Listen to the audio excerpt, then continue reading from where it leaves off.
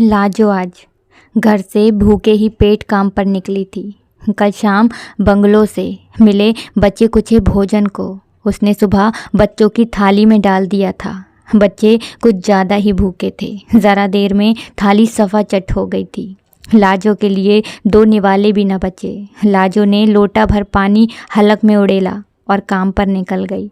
सोचा किसी बंगले की मालकिन से कुछ मांग कर पेट भर लेगी। लाजो एक रिहायशी कॉलोनी के करीब बसी झुग्गी बस्ती में रहती है। पास की 5-6 कोठियों में उसने झाड़ू पोछा और बर्तन मांजने का काम पकड़ रखा है।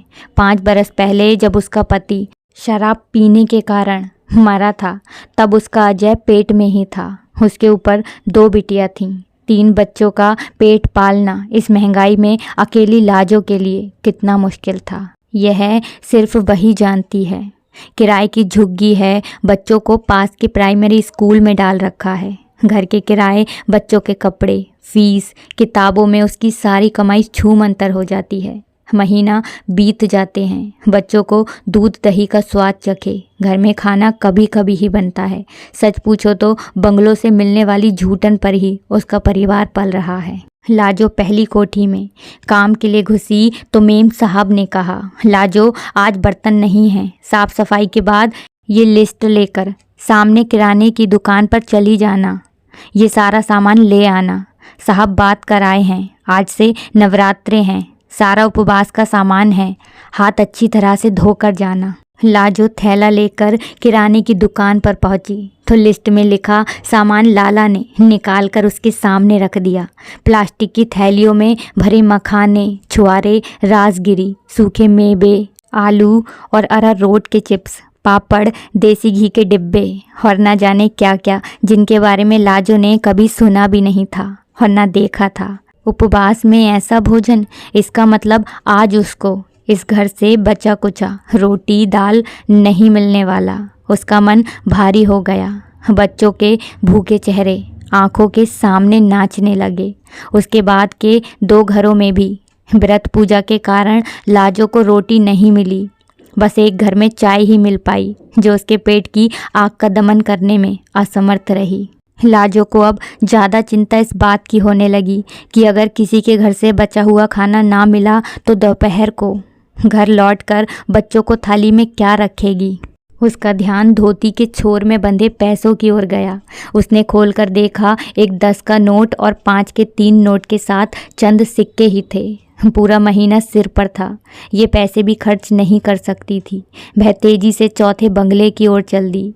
मल्होत्रा साहब की कोठी थी। ये लोग आर्य समाजी थे। लाजो ने उनके वहाँ धार्मिक कर्मकांड कभी नहीं देखे थे। उनकी औरत तो व्रत उपवास भी नहीं करती थी। उसको उम्मीद थी कि वहाँ तो ज़रूर रोटी मिल जाएगी। तीसरी गली के बंगला नंबर 5 के आगे भी भीड़ लगी थी।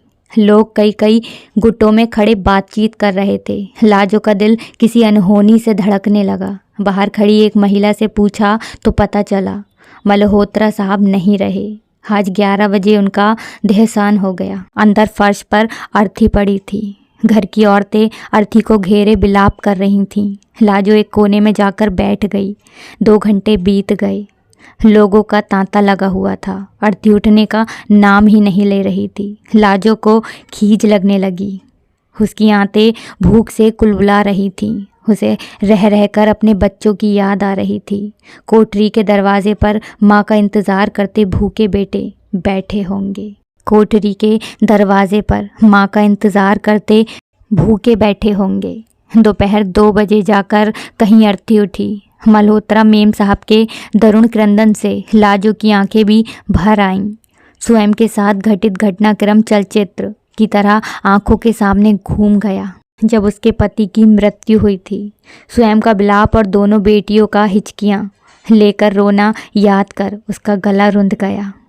अर्थी जा चुकी थी। घर में मरघर सा सन्नाटा पसरा था। रिश्तेदार अपने अपने घर लौट गए थे। मेम साहब बच्चे सहित अपने कमरे में बंद हो गई थीं। जवानी में सुहाग उजड़ गया। छोटे छोटे बच्चे थे। बेचारी लाजो ने ड्राइंग रूम ठीक करना शुरू किया। सारा फर्नीचर जो अर्थी रखने के लिए इधर उधर खिसका दिया गया था, लाजो ने अकेले खींच खींच कर जगह पर लगाया। फिर पूरे घर में झाड़ू पोछा किया। सारा काम निपटाते निपटाते 3:30 बज गए। उसकी भूख भी ख़त्म हो चुकी थी, मगर बच्चों की भूख याद करके उसकी चिंता बढ़ती जा रही थी। काम ख़त्म करके वह मल्होत्रा साहब की बूढ़ी माँ के पास आकर बैठ गई। थोड़ी देर बाद बड़ी मुश्किल से बोली, अम्मा जी मैं जाऊँ क्या? कोई काम तो 6 बजे तक फिर से आ जाऊँगी। बच्चे घर में अकेले मेरी प्रतीक्षा कर रहे होंगे, भूखे होंगे। अम्मा जी ने हामी भरी तो वह उठी। घर जाकर पहले नहाना होगा, फिर कुछ न कुछ पकाना ही पड़ेगा। चाहे 15 रुपए के चावल ही जाते वक्त खरीद लेगी। वह चलने को हुई तो पीछे से अम्मा जी की आवाज़ आई, लाजो ज़रा रुकना। लाजो पलटकर उनके पास पहुंची तो बूढ़ी औरत ने धीमे स्वर में कहा, लाजो घर से मिट्टी उठी है, सूतक लगा है। आज दोपहर का भोजन तो पक चुका था, मगर खाएगा तो कोई नहीं, रसोई में पड़ा है, सारत तू ले जा। लाजो की आंखें एक बार को चमक उठी। भागते कदमों से रसोई में पहुंची। रसोई में कड़ाही भर पत्ता गोभी की सब्जी, दाल, पनीर की तरी वाली सब्जी, गरम डिब्बे में रखी रोटियां, भात, पापड़, अचार और ना जाने क्या क्या रखा था। अम्मा जी ने कुछ साफ पॉलीथीन की थैलियां लाजो को पकड़ा दी। लाजो ने फटाफट सारा खाना भर लिया। वह तेजी से दरवाजे की ओर बढ़ी कि जल्दी जल्दी पहुंचकर बच्चों का पेट भर दे कि अचानक उसके कदम ठिठक गए। यह खाना उस घर का था जहाँ से अभी एक अर्थी उठी थी। सूतक लगे घर का खाना, क्या ये खाना वह अपने बच्चों को खिलाएगी? कोई अपशकुन तो ना हो जाएगा? वह सन्न खड़ी हो गई कि सूतक लगे घर का खाना लेकर जाए या ना जाए। बंगलों से बचा कुचा ले जाना अभी तक उसकी नियति थी। उसकी परिस्थितियां ही ऐसी थीं। ऐसे में सूतक लगे घर का खाना ले जाना भी तो परिस्थितियों के साथ समझौता ही था।